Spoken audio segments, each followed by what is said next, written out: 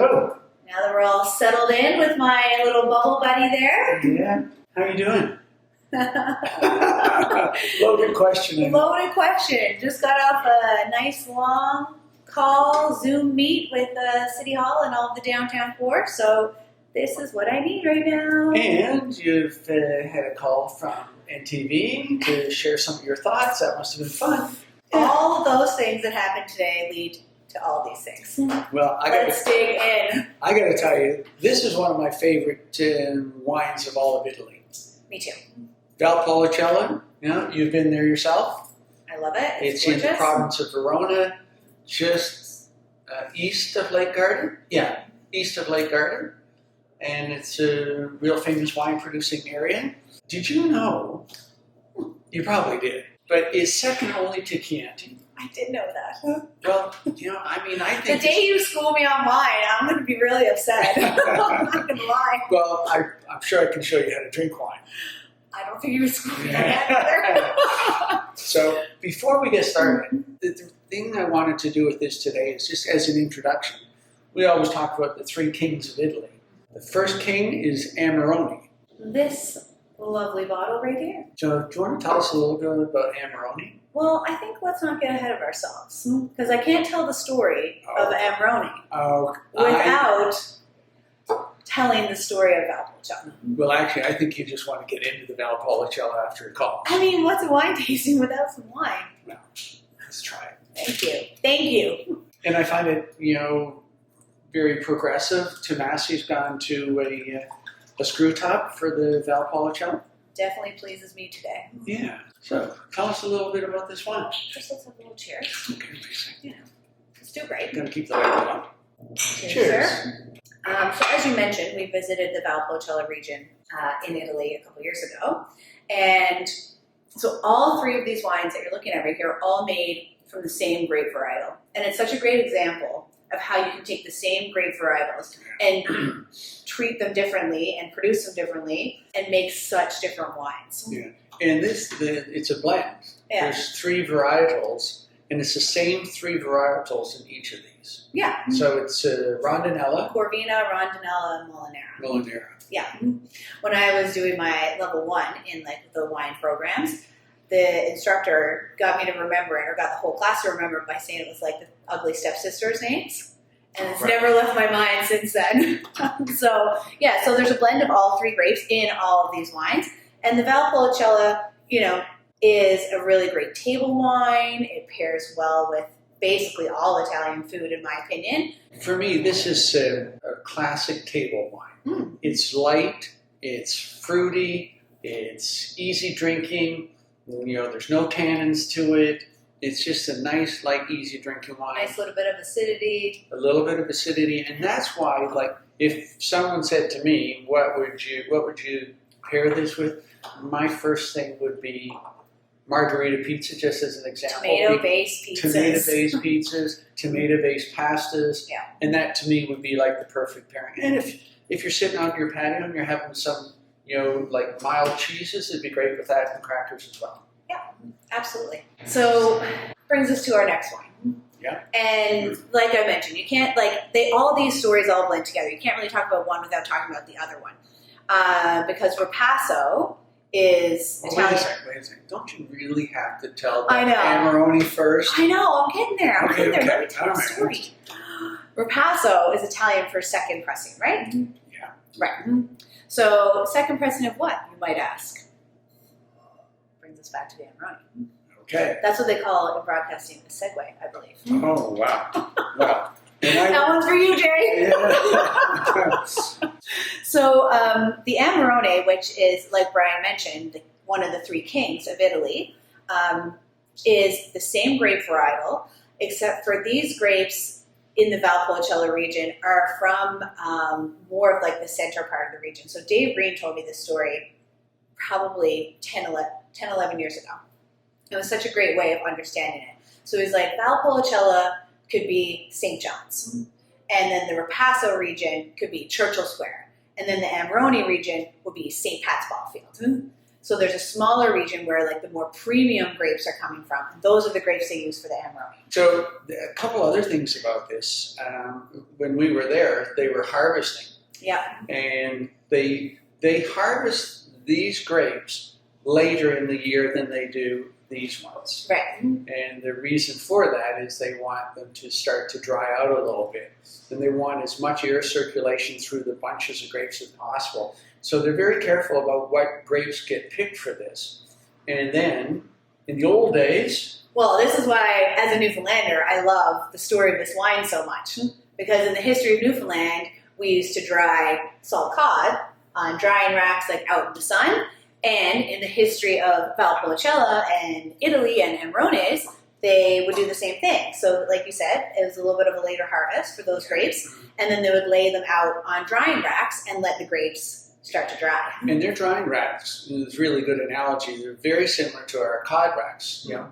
And the natural thing that they had over there, they did them on straw mats. But now, as you saw, you know, they do them in drying boxes, and they got climate-controlled rooms so that they really carefully monitor the drying.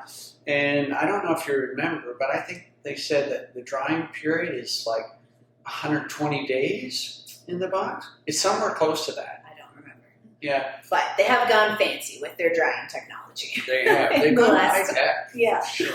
And, you know, another analogy or explanation I use when we're using an Amarone in a tasting, because people ask, you know, why dry the grapes? What difference does it make?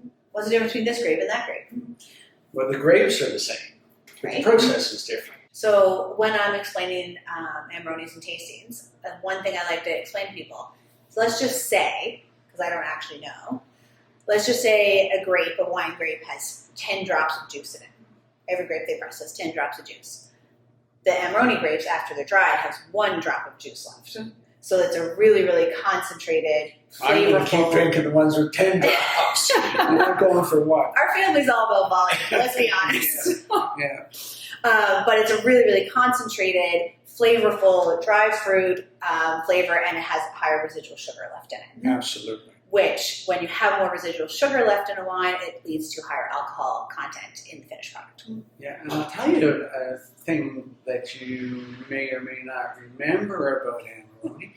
Amarone actually means, translated into English, it means the great bitter. I did not remember that. And the reason it came about was they used to have another wine, a sweet wine, it was called like Risciotto or Ricciotto. Yeah. Can't remember the name. It's a dessert wine. Yeah, it's a sweet wine. And what happened is that they dried the grapes, you know, for too long at one point. And they called, as a differentiator, they call this the great bitter because they had dried so long it had lost the sweetness. Right. Oh, no way. Yeah. Wow. Speaking of Ricciotto, if anyone ever gets a chance to try it, it hasn't been available at the NLC as long as I've known about it. But anytime I'm traveling or in different cities in Canada or Europe, I always ask if they have one because it is definitely worth a try. It's a phenomenal. And it's made in the same process. It's made in the same process. It's a red dessert wine. You get usually about an ounce. Yeah. And it's such a great way to finish a meal. When we can travel again, I will show you. Yeah, deal. I will go and I will try it. Right, so back to the ripasso, which means second pressing. Yeah, second passing. Second passing, sorry. Or repass. Repass, that's what it is. It's the actual translation. So after they are done pressing these grapes and getting all the juice from it and starting the winemaking process, they take the grape skins that are left in the tank after the first pressing. The pumps. Yeah. And then they fill it back up with the juice from Valpolicella, from the original, and then they let it sit. Yeah, and I find it, like, I didn't really realize this, but there's enough natural yeast in the air, and there's enough skins and, you know, sugars and stuff to cause a second fermentation. And then during that period, it re-ferments, and this is going to start to pick up some of the flavors of this. So this one is going to be heavier body than this. It's going to be richer. It's going to be more full body. It's going to have a little bit of that dry fruit flavor to it, but nowhere near what this one does. Yeah. So it's really funny. It's And this is like, the halfway point between these two. And I always think that, the Amarones, let's say this one's $50 a bottle. Yeah. And so this one's probably 30. 25. Yeah. And this one's probably 20. 18. Yeah. Yeah. So you're looking at, if you want to have some of the flavors of an Amarone, but you don't want to spend $50, go for the Ripasso. It's a really nice alternative. And if Brian is buying, go for the Amarone. Well, you notice that we didn't open the Amarone? Because Saving. I am buying today. So we drank the $18 bottle. We're drinking our house wine today. Yeah. So we said that this would go really well with Tomato the based, margaritas, things with some for acidity in them. This one here, as much as I love everyone to eat margaritas every single day, do not have a margarita with Amarone. The acidity from the tomatoes is way too much to go with the bitterness of, or the richness and fullness of the Amarone. You know what you could have? I do. Spaghetti and meatballs. Well, it's funny. Take some of the beef from that. What I would do, for me, Yeah. this one I would go with sausages and stuff like that. And again, red sauce and heavier cheeses. This one for me, this has got. Thinking of Piatto menu items, of course. I know. Well, we don't have Right. Florentine steak. Right. Yeah. We So don't spaghetti and have meatballs, big, we agree. Yeah. But this one for me, like one of the things, my favorite things on it is barbecued lamb. Do a barbecued rack of lamb, butterfly it, do it in olive oil and garlic and rosemary, barbecue it gently, and then take that and have it with the Amarone. It's spectacular. Already those like richer, slow cookers, roasts, Yeah. stews, any like rich, hearty, Yeah. intense kind of flavored food is going to stand up. And to game that. food, any game. Game would be would amazing go if really you have. well with it. Yeah. So that's our story on the Valpolicella wines. Yeah, and you should come down someday and check it out. If you enjoy a margarita, this is your jam. If you want some spaghetti and meatballs, this is the one for you. And if you're drinking at home, this is the one for you. We're happy to pair it with a Piatto menu item as well, but Yeah. let's be honest. Yeah, and next time we'll talk about one of the other kings. Any idea which one we want to talk about next? Barolo. Barolo. My favorite. I'm a Brunello guy. Barolo gal. All right, All well, the stay way. tuned and we'll talk about both of them. See y'all soon.